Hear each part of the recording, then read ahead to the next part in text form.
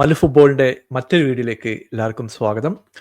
അപ്പോൾ നമ്മൾ ഇന്ന് ഡിസ്കസ് ചെയ്യാൻ പോകുന്നത് പ്രധാനപ്പെട്ട ട്രാൻസ്ഫർ അപ്ഡേറ്റ്സിനെ കുറിച്ചാണ്. അപ്പോൾ കോണ്ടന്റ് ഇഷ്ടപ്പെടുകയാണെങ്കിൽ നിങ്ങൾ സബ്സ്ക്രൈബ് ചെയ്യാനും ഷെയർ ചെയ്യാനും മറക്കരുത്.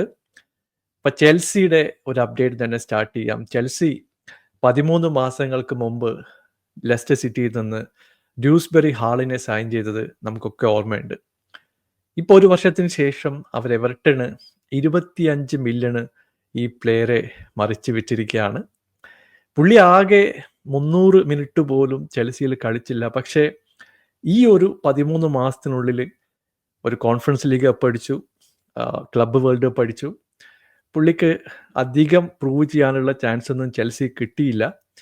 ബിസിനസ് സൈഡ് നോക്കിക്കഴിഞ്ഞിട്ടുണ്ടെങ്കിൽ കിഡിലം ബിസിനസ് ആണ്. കാരണം 30 മില്യൺ ഒരു പ്ലെയർ വാങ്ങിക്കുക, അതിനുശേഷം 23 മില്യൺ പ്ലസ് ഒരു 5 മില്യൺ ആഡ് ഓൺസിന് എവർട്ടന് കൊടുക്കുക എന്ന് പറഞ്ഞത് ഗ്രേറ്റ് ബിസിനസ്. പക്ഷേ പ്ലെയറുടെ സൈഡിൽ നിന്ന് നോക്കുമ്പോൾ പുള്ളി ചെൽസിയിലേക്ക് വന്നത് കുറച്ച് മിനിറ്റ്സൊക്കെ കിട്ടി, ഒരു ഇമ്പാക്റ്റൊക്കെ ക്രിയേറ്റ് ചെയ്യാൻ വേണ്ടിയിട്ടാണ്. പക്ഷേ അതിനുള്ള ഓപ്പർച്യൂണിറ്റി ചെൽസിയിൽ കിട്ടിയിട്ടില്ല എന്ന് പറഞ്ഞാൽ അത് വാസ്തവമായിട്ടുള്ള കാര്യമാണ്. എന്തായാലും എവർട്ടൺ ഈ പ്ലെയറിന് നല്ലൊരു ഓപ്പർച്യൂണിറ്റി കൊടുക്കും എന്ന് നമുക്ക് പ്രതീക്ഷിക്കാം.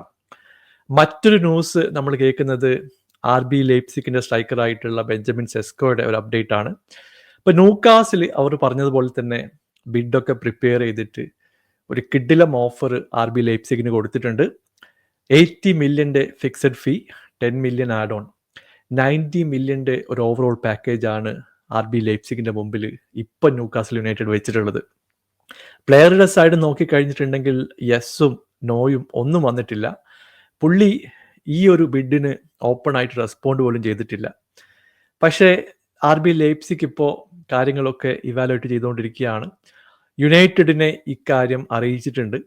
ഇപ്പൊ കഴിഞ്ഞ പ്രാവശ്യം നമ്മൾ ഡിസ്കസ് ചെയ്തപ്പോൾ പറഞ്ഞതാണ് യുണൈറ്റഡ് ഒരു ബിഡ് പ്രിപ്പയർ ചെയ്യുന്നുണ്ട്. പക്ഷേ പ്രശ്നം അതല്ല.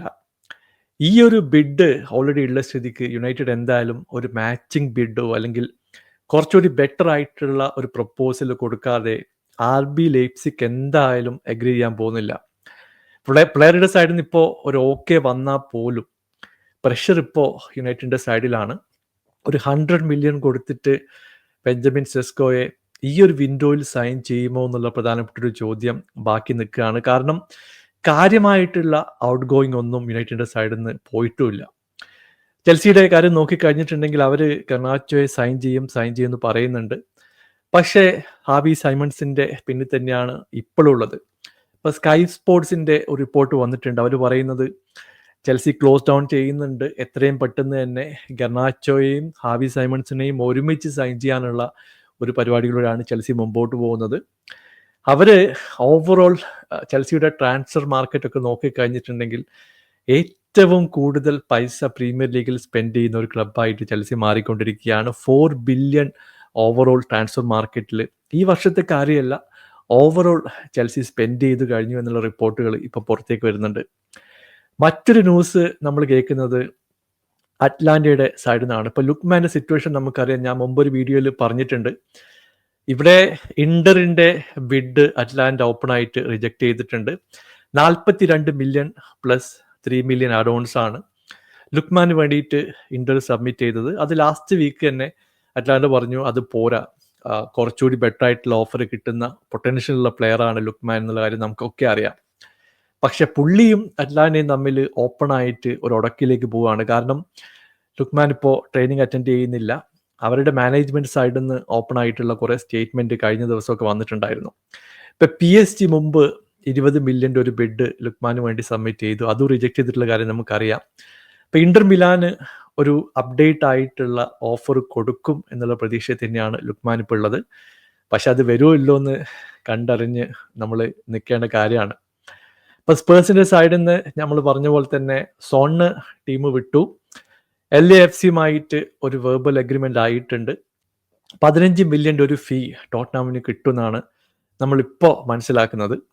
പുള്ളി സൂപ്പർ കപ്പ് കളിക്കുന്നൊക്കെ ഞാൻ പ്രതീക്ഷിച്ചിട്ടുണ്ടായിരുന്നു. പക്ഷേ പുള്ളി ഓൾറെഡി ടീമിനോട് പറഞ്ഞു കഴിഞ്ഞു ഇനിയുള്ള മത്സരങ്ങളിൽ സൺ ഉണ്ടാവില്ല. സണ്ണിപ്പോൾ സൗത്ത് കൊറിയയിൽ തന്നെ നിൽക്കുകയാണ്, ടീമിനൊപ്പം ട്രാവൽ ചെയ്യുന്നില്ല. അപ്പോൾ പുള്ളി ഡയറക്റ്റ് ആയിട്ട് എനിക്ക് തോന്നുന്നു ഈ ഒരു വിൻഡോ തീരുന്നതിന് മുമ്പ് LAFCയിലേക്ക് ജോയിൻ ചെയ്യുമെന്നാണ് ഞാൻ വിചാരിക്കുന്നത്. നമ്മുടെ പുതിയ ക്യാപ്റ്റൻ ആരായിരിക്കും എന്നുള്ള ഒരു ചോദ്യമുണ്ട്. റൊമേറോക്ക് ഓപ്ഷൻ വരാം.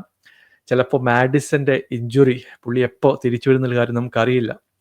പ്രീ സീസണിൽ 2 കിടിലൻ മത്സരങ്ങൾ ഉണ്ടായിരുന്നു. ഇവിടെ ഹോങ്കോങ്ങിൽ വെച്ചിട്ട് ആർസണലിനെതിരെയുള്ള മത്സരത്തിൽ സ്പേഴ്സ് വിജയിച്ചു.